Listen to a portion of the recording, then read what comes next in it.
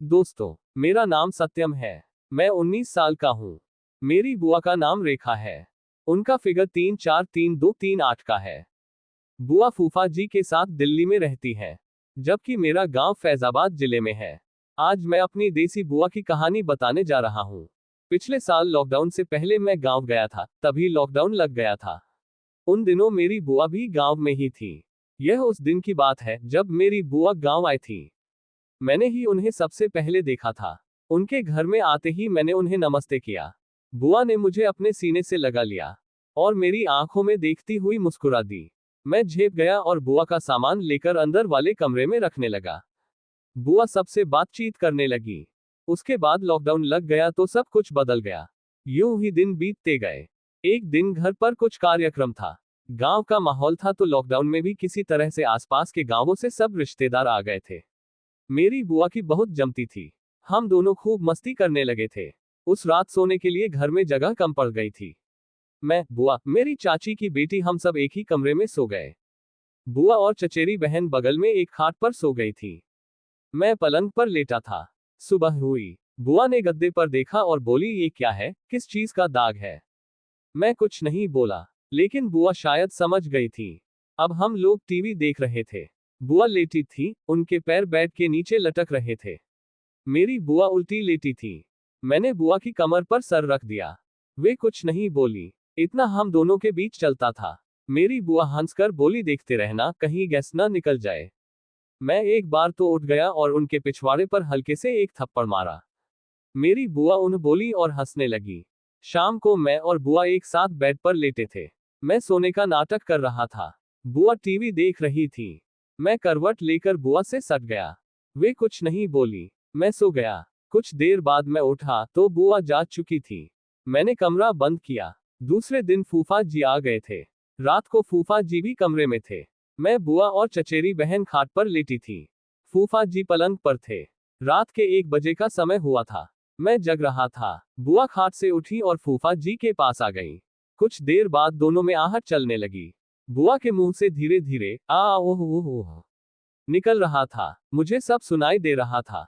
मैं गर्म हो गया। लाइट ऑफ होने की वजह से मैं सारा खेल थोड़ा थोड़ा ही देख पा रहा था। रात को सन्नाटा छा गया। हम सब सो गए। सुबह हुई। मैं जल्दी 6 बजे ही उठ गया। तब बुआ सोई हुई थी। फूफा जी बाहर चले गए थे।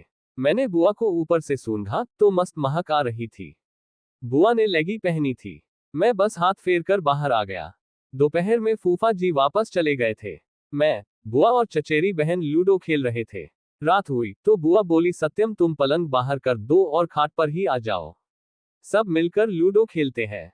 फिर तीनों लोग यहीं सो जाएंगे। मैंने कहा ठीक है। हम सब ने लूडो खेला, फिर सोने की बारी आई। मैं बुआ के बगल में लेट गया था। सब सो गए। मुझे बहुत अच्छा लग रहा था। सुबह हुई। बुआ छत पर थी। चचेरी बहन स्कूल गई थी।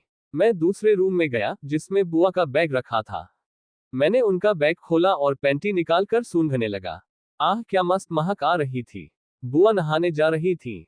मैंने देखा कि बुआ आज पैंटी नहीं पहनी थी क्योंकि उनके हाथ में पैंटी थी ही नहीं। उन्होंने ब्रा भी नहीं ली थी। बस लोअर और टी शर्ट ली थी। जब वे नहाकर सिर्फ लोअर और टी शर्ट पहनकर निकली तो क्या मस्त दिख रही थी। मेरा मन कर रहा था कि दौड़कर जाऊं और बुआ के गले लग जाऊं। कुछ देर बाद दोपहर हुई तो बुआ फूफा जी से वीडियो कॉल पर बात कर रही थी। मैं उस वक्त उनके पीछे लेटा था। मैं अपना फोन चला रहा था। बुआ का मुंह दूसरी तरफ था। बुआ को वीडियो में देखने के बहाने से मैं बार बार बुआ से टच हो रहा था। इससे बुआ को भी शायद मजा आ रहा था। उसी रात को हम लोग साथ में सोने लगे। मैं सो गया था। अचानक रात को मुझे महसूस हुआ कि मुझे कोई छू रहा है। मैं समझ गया कि ये बुआ है। मैं चुपचाप लेटा रहा। मैंने कुछ भी एहसास नहीं दिलाया कि मैं जाग रहा हूं। मैं बस मजे ले रहा था। बुआ कुछ देर बाद सो गई। तब रात के 1 बजे का समय हो रहा था। बुआ मेरे हाथ के स्पर्श से शायद जाग गई थी, पर उन्होंने कुछ नहीं बोला। मैं समझ गया कि बुआ भी मजा लेना चाहती है। बुआ अभी भी सोने का नाटक कर रही थी। उसी समय बुआ थोड़ा और पीछे को हुई भी। बुआ भी सही से औंधी हो गई। अब बुआ बोली, आराम से, कहीं भाग नहीं रही हूं। मैं हंसने लगा और बुआ चीख भी नहीं सकती थी क्योंकि मेरी चचेरी बहन भी बगल की खाट पर लेटी थी। कुछ देर बाद हम दोनों सो गए। सुबह हुई तो बुआ थोड़ा मटक कर चल रही थी। मैंने पूछा क्या हुआ? बुआ हंसकर बोली अब पूछ रहा है कि क्या हुआ? मैं हंसने लगा मेरा कैसा लगा? बुआ बोली तुम्हारा तो फूफा से भी बड़ा है। मैंने कहा सच? उन्होंने कहा हाँ। मैंने कहा आज फिर से किया। बुआ मुस्कुराकर चली गई। फिर जब बुआ नहाने जा रही थी तब मैंने बुआ के कान में कहा बुआ आज नई वाली पैंटी पहनो, मजा आएगा। बुआ बोली मेरे पास नई नहीं है। मैं बोला है, नेट वाली पहनो ना। बुआ बोली साले तुम्हें कैसे पता? मैं मुस्कुरा दिया। वे बोली ठीक है। उसी दिन दोपहर में सब अपने अपने कमरे में सो रहे थे। मैं और बुआ छत पर थे। छत पर एक किचन है जो अभी नया बना है। उसमें अभी खाना नहीं बनता है। मैं और बुआ धूप की वजह से उसी में लेटे थे। मैंने बुआ से कहा बुआ बहुत मन कर रहा है। बुआ बोली भक। मैं बोला चाट लो बुआ, देसी घी है।